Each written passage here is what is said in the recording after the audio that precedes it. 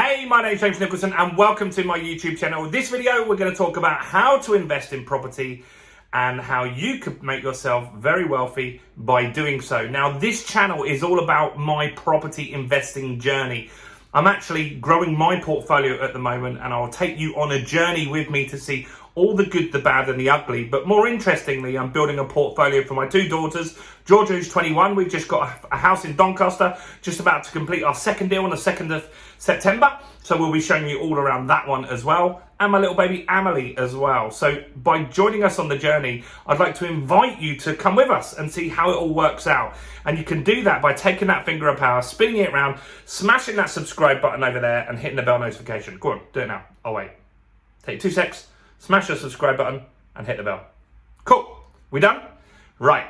You want to learn about investing, and there's tons of different ways that you can invest in property. You see, some people watching this video might have a big lump of money that you can use as a deposit. Some people are interested in property investing, and maybe for you, you don't have a deposit, and so you're thinking, I'll just have to wait until I've got a deposit. Well, you don't, so keep watching because I'll share a strategy or two for that as well. And some of you might be sitting on a lot of money, but just don't realize how to actually use that money. And that is something we'll cover as well. So let's talk about the types of property investing. So we've got two types really.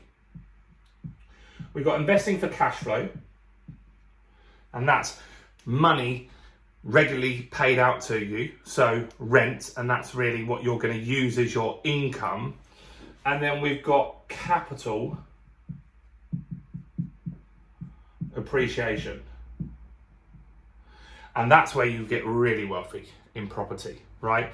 And that's where you guys will the capital appreciation is often going to be way faster than the cash flow, but you can't get access to it as readily as the cash flow. So you kind of need a mixture of both, right, to be successful in property.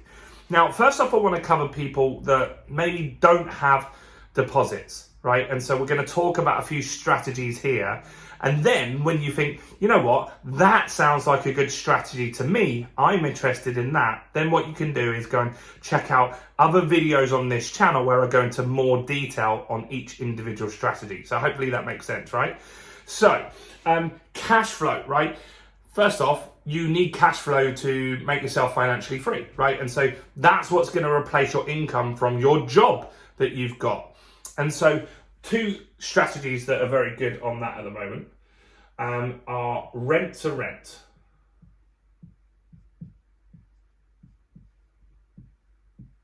So rent to rent is where you're going to rent a property from someone and then you're going to rent it out to other people. Now, before you shoot me, I can hear you guys saying, that's illegal. Well, yes, it's illegal if you don't tell the person that you're renting it from. In that case, it would be classed as subletting, right? And then you'd be in a breach of contract and they could kick you out, right? And it'd be a right mess. However, we don't do that. We're going to tell people that we are doing that. So this is a low cost to entry strategy, because you can negotiate maybe to not pay a deposit. You can negotiate like a cheaper rent. So how does it work? Well, what you're going to do is, I'm going to give you two ways you can do this, right? So one way is that you rent a property, maybe a 3-bedroom house, and then that house you might look for a 3-bedroom house that has a living room and a dining room, right? And then you're going to turn the living room and the dining room into bedrooms as well. And you're going to rent them out on a room by room basis. And we would call that a house of multiple occupancy, or HMO, right? HMO. And so that strategy would allow you to maybe rent a property for £1,000. And then if you were to rent each room out for £500, you would get £2,500 every single month. Now, you could then pay the landlord his £1,000. You'd now have £1,500 left. But out of that £1,500, you've still got to pay for some stuff, right? So you would have to pay for broadband, 20 quid a month. You'd have to pay for council tax, depending on where it is, could be £100 a month. And then you would pay for the gas and electric. And let's just assume that you can do all of those things for 500 quid for a month. Maybe it's a little higher at the moment, but it will come back down. So we're trying to get it so you would keep £1,000 profit per property for yourself without having to buy the property. All you're doing is controlling the asset, right? Now, next question is, why would someone do that? Why wouldn't they want to do it themselves? Well, a lot of landlords don't know that you can do that. A lot of landlords feel that it's too much hard work when it's not. You can get it all managed. There's systems and processes to help you do that. They just want guaranteed rent. So if you can go to them and say, look, I'll take this property off you for 1 year or 5 years, and I will get all the maintenance done, right? So that's another benefit to them. So you'll fix the boiler if it breaks. You'll do anything that breaks and fix it. Then they know, right, I'm getting my guaranteed rent, everything's good, and so they're really happy with that, right? So that's rent-to-rent strategy, HMO.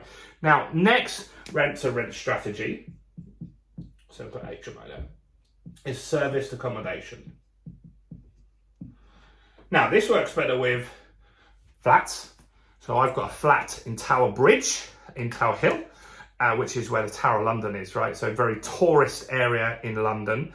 It's a 2-bedroom flat, and we rent it out for 1,500 quid with night frank. And then we rent it out on Airbnb, on booking.com, and all of the other like portals and platforms that you can do that with, right? And so there are tons of different places that you can do that, and you can do this all over the country.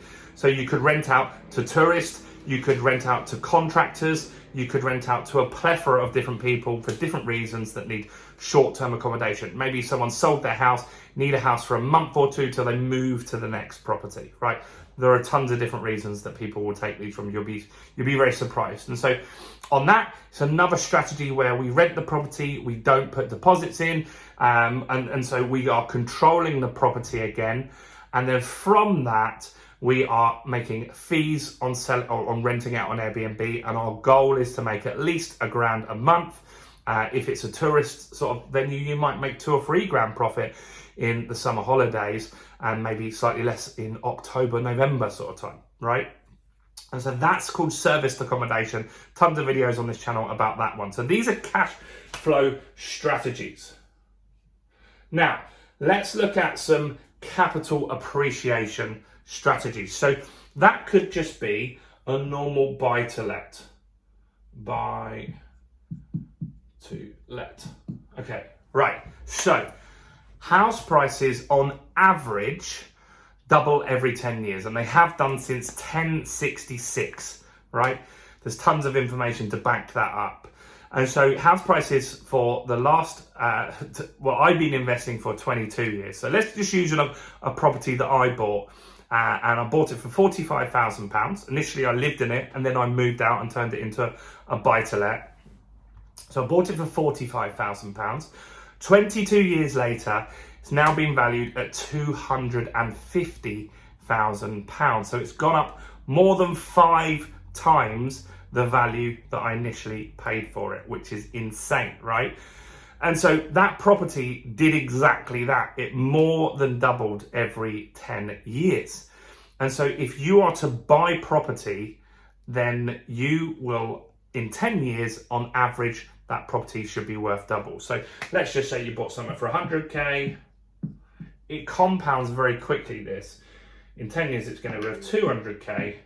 And 10 years later, it's going to be worth 400K. 10 years later, it's going to be worth £800,000, right? Maybe answer me this question in the comments. What did your parents or your grandparents or your great-grandparents buy their house for, if you know? Do comment below. It's always interesting because there's people that say, my grandparents bought their house for £500, and other people that their parents bought for £2,000. And a lot of people feel they're priced out the market. Trust me, in 10 years, it's going to be even more expensive. It will just keep rising. In fact, I saw an article today. This is just to give an indication on how little property there are in the United Kingdom. This is in Ireland, but it's still a very similar situation to here. 130 people were lined up in the street from 4 in the morning to view one flat, right? 130 people. That's insane. My house in Doncaster, that rented out in 2 hours Someone saw it on Rightmove, called up, put a deposit down before they'd even looked at the house, which is crazy. That's how little stock is. So a property investor is actually helping, because up north, where I've just done a video just prior to this about rental yields, and the north has some incredible yields, and do go and find that video on the channel. And up north, there are hundreds, thousands, tens of thousands of properties that are empty because they've just not had any love. And so if you can take those, fix it up, turn it into a buy-to-let, then you're putting stock on the market and helping people, right? It's a good thing. So that's a good thing. So if you just bought a normal buy-to-let, didn't really learn property investing, but you got a buy-to-let, 10 years later, it's going to be worth double. 10 years after, it's going to be worth 4 times as much. After that, it's going to be worth 8 times as much as what you paid for it, which is really, really powerful. And that's where you make big money, right? Because in 30 years, you're going to have a property worth 800,000. So buy-to-let's a very good strategy. Next is the strategy that I'm really liking at the moment. And that is buy, refurbish, refinance, rent. Checking I've got R's on there. So it's called buy, refurbish, refinance, rent. And I didn't know this strategy when I started out investing 22 years ago. I wish I did. So in the last 10 years, I've met multiple people, because I'm actually a business mentor, and I've mentored about 5 very successful property investors, and I mentored them on their marketing and stuff like that.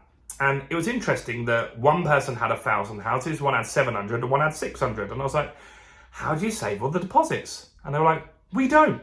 We got one deposit, we bought a property cheap, and we fixed it up, and then we got it revalued and pulled out all the money that we put in and put a mortgage on the property and then went again, right? So let's just go into a bit more detail on exactly how that works. So I'll give you a real world example, because I think you'll understand a little bit more. So I just bought with Georgia, my eldest daughter, who's 21, we bought a property at auction in Doncaster, right? So we bought the property for £60,000. £60K, right? Make that 6 a bit nice. So we bought it for £60,000. Right, then we spent £12,000 doing it up, and then we had legals and stuff like that. So let's just say we were in roughly 75 grand. We were in slightly under that, which was good. And then that property was then remortgaged, and this was 3 months later. In fact, we bought cash, but we could have bought on a loan and then on a bridge, something called a bridging loan, which I talk about on this channel. If you're unsure, go and check out that as well. But we bought the property with cash, that we'd release some equity from some other houses, which is why we were able to do that. And then when we did the work, we then put a mortgage on it. Now, the mortgage that they came and had a look, they came around and they valued the house at £100,000, which is really good. And we knew that it was going to hit 100,000 because before we bought, we looked on Zoopla and other tools. In fact, a very good video, which I'm going to pin in the comments that you should definitely watch after this, is where I actually buy at auction this exact property at auction. So I'll pin that as the first comment on here, and you can go and check it out. And so you can see how I figured out what other houses in the nearby streets were selling for that were in a good condition, right? And so I could see that some were selling for 110, some for 95, and a lot for 105 or 100. So I was fairly confident that I could get it valued at around 100, which we did. Now, on a buy-to-let mortgage, they will lend you 75% of the value, right? 75% is very easy with this number, is 75K. Now, I'd spent 75K, so that money comes to me. So I get all of my money back that I'd spent back into my pocket, and now I've got zero money left in that deal. I haven't left a deposit in there. I haven't left any money whatsoever in there because I've got it all back. I have got a mortgage on the property, but I haven't had to leave in 25%, which is what you normally do. I've created that 25% by adding value to that property, a new kitchen, a new bathroom, carpets. Like, go and check out on this channel the videos of what I did. I've done a tour on that, right? And so that means that property has cost me some time, and I did have to put some money out initially, but I've got all the money back, so now I can go and do that again, right? And so if you want to get to 100 houses, 500 houses, like some people have, then all that needs to happen is you do this as fast as you can. So you build a few pots of cash, and it might mean that it takes 5-10 years that you have to build up some equity that you can release to get some cash to do this, or you could work with JV investors to do this stuff as well. And then you just need to do these projects as efficiently and as fast as you possibly can, and that will allow you to keep going and recycling your money and doing this again and again and again and again. And that is also reducing your risk, because if the market crashes, you've left no money in there. Even if it crashes 25%, then which it hasn't done for decades and decades. The last two crashes were 15%. But if it crashed 25%, then so what? It just means that you've got back to where you should have been with your deposit. And as long as you're not looking to sell, then it really makes no difference to you guys. So these will give you capital appreciation, right? And that's where real money is made. As I said, 100 grand house will go to 200, we'll go to 400, and we'll go to 800. Now, if you had the BRRR strategy, you could start with one deposit, and then you could make yourself a 100 grand house, and you could buy maybe 5 of these in a year. Let's just say 3, because I can fit them on there.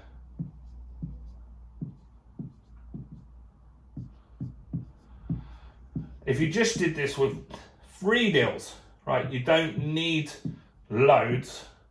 Let's just see here, in 20 years, and don't forget you'll have recycled your money, so you won't have really left much in there. In 20 years, you could have a portfolio for £1.2 million, right? Now, you could do this faster because there are lots of people that are doing 10 of these a year, right? 20 of these a year. And that is where you will make significant wealth in property, by buying property and holding property. I'm not interested in flipping property ever. Why would you want to flip property and make 20 grand or 25 grand today, whereas holding it, I can make hundreds of thousands of pounds? And so my portfolio is all the properties I've ever owned. I've never, ever sold a property in my life. And I'm educating my 2 daughters. Well, my little baby doesn't pay much attention, but I'm currently educating Georgia about why we hold the assets. We will always hold the assets. If we need money for some reason, we will release equity. So when it's worth 200 grand in 10 years, we'll have a £75,000 mortgage deal, because we're on interest only as property investors. But we will be able to borrow 150 grand against the house. We'd pay the 75 back that we owed, and we'd have 75 in our pocket that we could use for whatever we wanted to. But more smart move would be to use it to invest in more properties. So what do you think? Right, there's lots of different strategies here. If you want cash flow and you don't have lots of money to get started, you should look at rent to rent, HMOs, and serviced accommodation.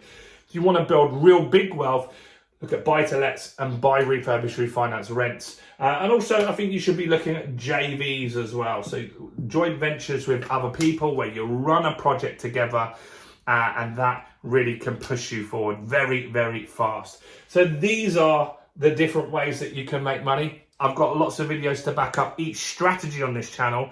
I'm also going to run a live event in London, and I'd love you to join me as a guest. And so very easy to get a free ticket. In the description of this video is going to be a link. On that link, you just put your contact details in, and then as soon as the tickets are released, you'll get notified and you'll get first access and first dibs to those tickets. So do click on that link now, fill in those details. Let's meet. Let's learn all of these strategies together for a day and take our businesses forward. I'm James Nicholson. Stay blessed. Remember, if you want to see how the Doncaster deal worked, it's the pinned comment below. If not, go and check out one of the other videos on the channel, including this one right here. Give me a like on the video, guys, and do subscribe and follow us. See you soon. Bye for now.